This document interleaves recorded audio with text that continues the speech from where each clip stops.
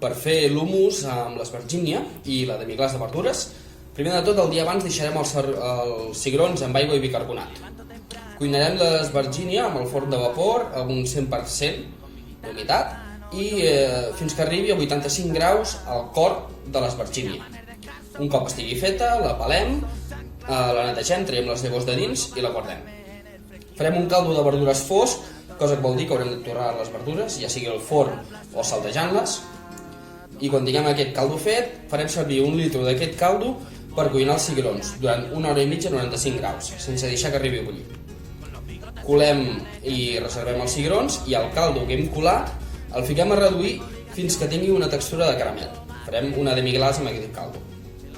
Per fer l'humus farem servir la Thermomix i ficarem els cigrons, suc de llimona, mig all, comí i oli d'oliva, sal, pebre vermell fumat i una cullerada de caldo de les verdures. Quan tinguem l'humus fet, l'emplatem, l'espargínia la passarem per planxa, un cop netejada la tallem a làmines i ho passem per planxa.